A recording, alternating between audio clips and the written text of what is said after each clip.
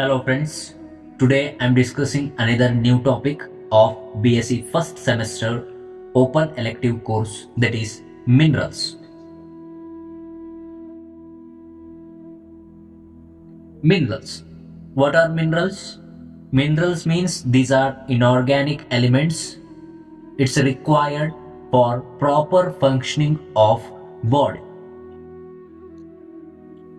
And minerals make up about 4% of body weight of adults. They cannot be changed or broken down. And these minerals are classified into two types. The first one is macro elements. These are the elements which are needed in high quantities with more than 0.005 percentage are referred to as macro elements. The body requires relatively large amount of about 7 minerals, that is macro elements like calcium, phosphorus, sulfur, magnesium, potassium, chlorine and sodium. And the next one is micro elements. These are the elements needed in smaller quantities with less than 0.005 percentage. They may include iron, copper, fluorine, iodine, etc. This is the percentage composition of some elements which are required for proper functioning of body. And the next one is functions of elements. Calcium. Calcium plays very important role in formation of bone and teeth, and it helpful for membrane transport. Also, it include nerve transmission, muscle contraction and heart rhythm. That means it regulates the heartbeat. It also helpful for blood clotting and act as enzyme cofactor.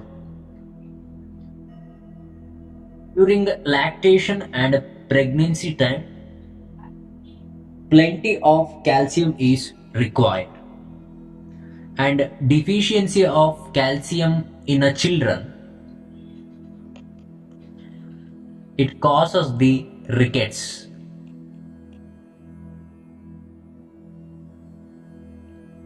Next one, phosphorus.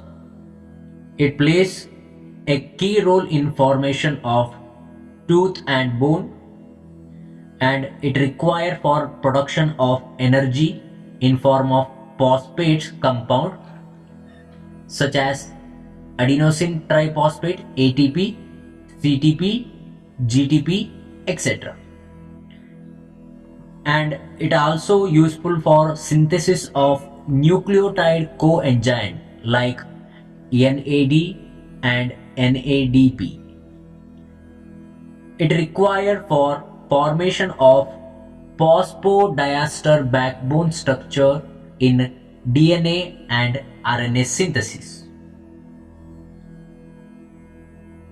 Deficiency of phosphorus, it may cause us the loss of weight, weakness, loss of appetite, fatigue. Next one is magnesium. Function of magnesium is irritability of neuromuscular tissue is lowered by magnesium. It is used as a supplementation to improve the glucose tolerance, and it acts as coenzyme for both enzymes and proteins. It is helpful for bones and teeth formation. Due to deficiency of magnesium, it may cause some muscle cramps, nausea, vomiting sensation, weakness, etc.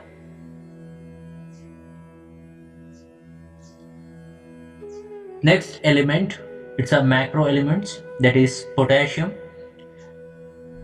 It is helpful for osmotic balance, nerve impulse, muscle contraction, and influence the cardiac activity. Sodium. It also helpful for osmotic balance, nerve impulses, muscle contraction, and it involves in digestion of foods and acid-base balance. Chlorine, which is essential for hydrochloric acid formation in the stomach, muscle contraction, nerve impulses, and osmotic balance in a body. Last macro element, that is sulfur, which is used to build and fix the DNA and protect the cell from damage like formation of cancer tumors. It helpful for formation of collagen, maintenance of skin and hair, and it also helpful in anticoagulation process. For example, heparin. This is the sulfur containing element. Next one, micro elements. These are the some micro elements. The first one is iron. The iron is used for ascorbic acid absorption process, and also it is interfering with phytic acid and oxalic acid for absorption of iron. Only reduced form of iron and is absorbed, and ferric form are not absorbed.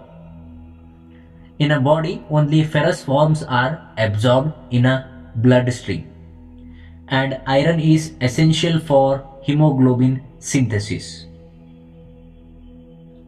And iron can form the iron sulfur protein, which is essential for electron transport.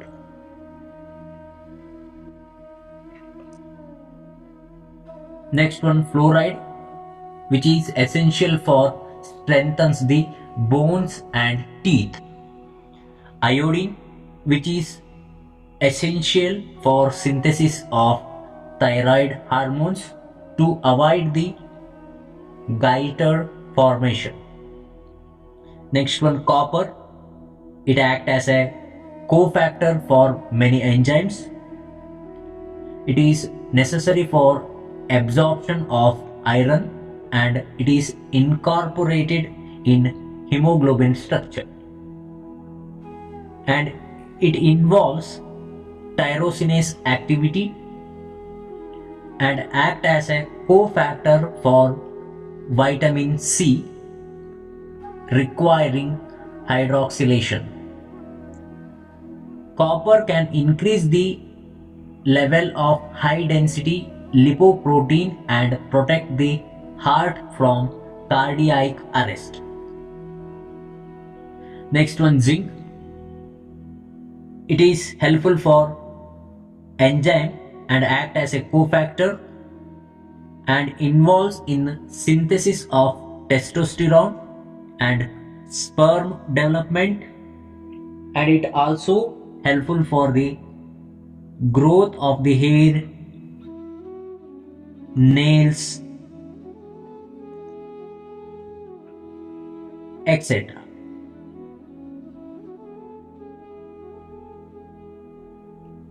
And it also helpful for